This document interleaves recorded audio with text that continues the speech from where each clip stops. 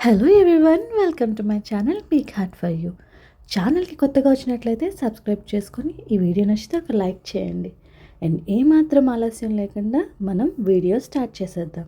మీ అందరినీ నేను ఇవాళ జాక్సన్విల్ ఆర్బరేటమ్ అండ్ గార్డెన్స్కి అయితే తీసుకొస్తున్నాను. జనరల్గా ఆర్బరేటమ్ అంటే ఏంటంటే మనకి బొటానికల్ గార్డెన్స్ ఉన్నాయి కదా, అక్కడే ప్లాంట్స్ మీద సైంటిఫిక్గా రీసెర్చ్ చేస్తారు. ప్లస్ విజిటర్స్ అంటే మనం కూడా వెళ్ళి చూడొచ్చు. అలాంటి ప్లేస్ని మనం ఆర్బరేటమ్ అని అంటాం.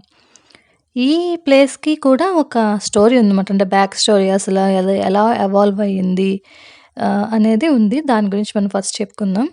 ఈ మొత్తం ఏరియా వచ్చేసి బొటానికల్ గార్డెన్ 120 ఎకర్స్ ప్రాపర్టీ మాట. ఈ ప్రాపర్టీ ఫస్ట్ అంటే అరౌండ్ 1944, 1961 ఆ టైంలో ఒక గోల్డ్ మైనింగ్ కంపెనీ ఈ ల్యాండ్‌ని యూజ్ చేసింది. సో, జనరల్‌గా మనం గోల్డ్ మైనింగ్ కంపెనీ అనగానే మనకి ఫస్ట్ వచ్చే థాట్ ఏంటంటే, ఓకే, వాళ్ళు గోల్డ్ మైన్ చేస్తున్నారేమో అని. బట్ థింగ్ ఏంటంటే, ఇక్కడ గోల్డ్ మైనింగ్ కాదు, టైటానియం చేయడానికి యూజ్ అయ్యే మినరల్స్ అన్నీ వాళ్ళు ఏం చేశారంటే మైన్ చేయడం స్టార్ట్ చేశారు ఆ ఏరియా అంతా. యాక్చువల్లీ మనం వెళ్ళిన చోటు కూడా మనకి కొన్ని కొన్ని ఏరియాస్ కనిపిస్తూ ఉంటాయి. అది ఇంకా డిటోరియేట్ కండిషన్‌లో ఉన్నవి అన్నట్లుగా. అండ్ అదే కాకుండా శాండ్ కూడా మైనింగ్ చేయడం స్టార్ట్ చేశారన్నమాట. పక్కనే అక్కడ రివర్స్ ఉన్నాయన్నమాట ల్యాండ్ చుట్టూ. ఆ ల్యాండ్ లోపల కూడా. సో, అక్కడ మైనింగ్ చేయడం స్టార్ట్ చేశారు. ఎప్పుడైతే మైనింగ్ వీళ్ళు స్టార్ట్ చేశారో, ఏరియా అంతా చాలా దారుణమైన కండిషన్. మనకు తెలుసు మైనింగ్ చేస్తే ఏరియా కండిషన్ ఎలా ఉంటదని. Lot of pollution. సో, ఇదంతా కాదు ఇలాగా. ఎందుకంటే ఆ మైనింగ్ వల్ల ఆ ఏరియాయే కాకుండా చుట్టుపక్కల ఏరియా కూడా చాలా హెల్త్ కండిషన్స్ పీపుల్‌కి అలా రావడం వల్ల అప్పుడు ఏం చేసిందంటే జాక్సన్‌విల్లే ఈ ఏరియాని పర్చేస్ చేసింది. పర్చేస్ చేయడంతో బట్ పర్చేస్ చేసింది కానీ 1970లో ఏం ఇంప్రూవ్‌మెంట్ లేదనమాట. అంటే జస్ట్ మైనింగ్ స్టాప్ చేయడానికి పర్చేస్ చేసింది. కానీ పర్చేస్ చేసినా యూజ్ లేకుండా పోయింది. ఎందుకంటే ఆ ల్యాండ్‌ని దేనికి యూజ్ చేయలేదన్నమాట. అదొక బ్యారన్ ల్యాండ్ లాగా ఉంచేసి అందరూ ఏం చేశారంటే దే స్టార్టెడ్ డంపింగ్ వేస్ట్ అంతాని. సో, అలా అయిపోయింది. 2004లో కొంతమంది పెద్దవాళ్ళంటే ఏమనుకున్నారంటే, ఈ ల్యాండ్‌ని మనం ఏమైనా కొత్త ప్లాంట్స్‌ని అక్కడ గ్రో చేయడానికి కానీ, లేతే ఉన్న ప్లాంట్స్‌ని బెటర్ ఈల్డ్ కానీ, లేతే బెటర్ ప్రొడక్టివిటీ అండ్ ఉండడానికి కానీ, కొత్త కొత్త ఫ్లవర్స్ ఏవైనా కొత్తవన్నీ మనం అక్కడ ఎందుకు యూజ్ చేయకూడదు ఆ ల్యాండ్‌ని అని ఒక థాట్‌తో ఏం చేశారంటే లీజ్‌కి తీసుకున్నారు ఈ సిటీని. సిటీలోంచి ఆ ల్యాండ్ పీస్‌ని లీజ్‌కి తీసుకున్నారన్నమాట. వాళ్ళేం చేశారంటే ఇక్కడ డిఫరెంట్ డిఫరెంట్ ప్లాంట్స్ మీదంతా రిసర్చ్ చేసుకోవచ్చు. అలాగా ఈ ల్యాండ్ యూజ్ చేయడం వల్ల ఆ మైనింగ్ నుంచి చాలా మట్టుకు ఇప్పుడు వాళ్ళు అసలు యాక్చువల్లీ చెప్పాలంటే రికవర్ అయ్యారన్నమాట ఆ ఏరియా అంతా. It's a very good thing వాళ్ళు చేసింది. సో, అందుకని చెప్పేసి మనకి యాక్చువల్లీ నాన్ ప్రాఫిట్ మాట. దీని మీద ప్రాఫిట్ ఏమి ఆశించరు. కాపోతే అడ్మిషన్ ఫీ ఉంటది. అది చాలా చాలా వెరీ వెరీ లెస్. ఆ అడ్మిషన్ ఫీ కూడా వాళ్ళు ఎందుకు యూజ్ చేస్తారంటే పార్క్ ఈ గార్డెన్స్ ఏదైతే ఉందో దాని యొక్క ఇంప్రూవ్‌మెంట్‌కనేది వాళ్ళు యూజ్ చేస్తారు. So, it's very minimal. జనరల్‌గా ఏంటంటే $3 పర్ పర్సన్ ఉంటది ఒక విజిటర్‌కి. అండ్ చిల్డ్రన్ బిలో 3 ఇయర్స్ వచ్చేసరికి వాళ్ళకి అందరికీ ఫ్రీ.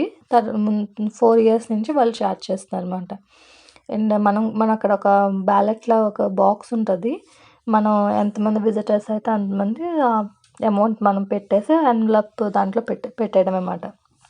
ఫస్ట్ వచ్చేసి మనకు ఒక పార్కింగ్ లాట్ కూడా ఉంటది. సో, కార్స్ అన్నీ పార్క్ చేసుకోవచ్చు. నాకు మెయిన్ నచ్చింది ఏంటంటే ఇది ఓపెన్‌గా ఉందన్నమాట మొత్తం ల్యాండ్ అంతా. కొంచెం మనం వాక్ చేసుకొని ఫ్యామిలీ కానీ మెయిన్ పిల్లల్ని తీసుకొస్తే వాళ్ళు ఇక్కడ డిఫరెంట్ టైప్స్ ఆఫ్ ఆహ్, ఇదొక డిఫరెంట్ ఎక్స్‌పోజర్. ఈ కాంక్రీట్ జంగల్ నుంచి ఒక డిఫరెంట్ ఎక్స్‌పోజర్ మనకి. ఇక్కడ కూర్చోవడానికి బెంచెస్ ఉన్నాయి. మెయిన్ ఏంటంటే పిక్నిక్ ఏరియా కూడా ఉందన్నమాట. మనం ఫ్రంట్‌లో ఎంటర్ అవ్వగానే పిక్నిక్ ఏరియా అయితే ఇచ్చారు. అక్కడ మనం ఫ్రెండ్స్‌తో, ఫ్యామిలీస్ ఈవెన్ డాగ్స్ కూడా అలౌడ్ మాట. బట్ లీష్‌లో ఉండాలి. సో, నాకైతే చాలా నచ్చింది. అండ్ మనకి ఇక్కడ యానిమల్స్ కూడా అప్పుడప్పుడు కనిపిస్తాయి. జనరల్‌గా ఆహ్, ఈ టైం, ఆ టైం అని మనకు తెలీదు. అండ్ ఇక్కడ కూడా క్రిస్మస్ కానీ, న్యూ ఇయర్ కానీ, హాలోవీన్ కానీ వాళ్ళ థీమ్స్ ఉంటాయన్నమాట. సో, మనం ఏంటంటే ఏమైనా స్పెషల్ ఈవెంట్స్ వాళ్ళు ఉంటే మనం మామూలుగా వెబ్‌సైట్‌లో చూసుకుంటే ఆ టైంలో వెళ్తే ఇంకా బావుంటదన్నమాట. జనరల్‌గా నాకు తెలిసి క్రిస్మస్‌కి మంచి లైటింగ్ ఉంటది. మొత్తం ఇలా ప్లాంట్స్ నుంచి పడేలాగా అంతా చాలా బావుంటది. ఇక్కడ నాకేం నచ్చిందంటే ఆహ్, మనకు వర్షం పడినప్పుడు ఆ మట్టి స్మెల్ ఎలా ఉంటుందో, ఆ మట్టి స్మెల్ చూడడానికి మాత్రం చాలా బాగుంది. మేము వెళ్ళినప్పుడు కూడా వెదర్ చాలా బాగుందన్నమాట. ఈ ఫ్లవర్స్ కూడా చాలా చాలా క్యూట్‌గా ఉన్నాయి. ఇప్పుడు కొన్ని నేను చూడలేని ఫ్లవర్స్ కూడా ఇక్కడ చూశాను. నాకైతే పార్క్ చాలా నచ్చింది. మెయిన్ ఏంటంటే పిల్లల్ని తీసుకురావచ్చు ఈ పార్క్‌కి. ఎటువంటి భయం లేకుండా ప్రొటెక్టెడ్‌గా ఉంది. అండ్ ట్రైల్స్ కూడా ఉన్నాయి. ఫుల్ ఫ్యామిలీ రావచ్చు. ఫ్యామిలీ ఫన్ ఎంటర్‌టైన్‌మెంట్‌కి. మేము గూడా అలాగా చాలా అంటే ఇక్కడ డిఫరెంట్ డిఫరెంట్ ట్రైల్స్ ఉన్నాయన్నమాట. ఆ ట్రైల్స్ అన్నీ మనం ఎక్స్‌ప్లోర్ చేయొచ్చు.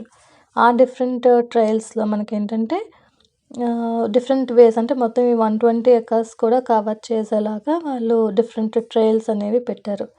ఇక్కడ నేను మీకు చెప్పాను కదా! మైనింగ్ అది చేసేవారు అని. అందుకే కొన్ని కొన్ని వుడెన్ బ్రిడ్జెస్ కూడా మనకి కనిపిస్తూ ఉంటాయి. అండ్ ఆ దగ్గరలో కూడా మైనింగ్ చేసిన ఇంకా ఆనవాళ్ళు కూడా మనకి కనిపిస్తూనే ఉంటాయన్నమాట.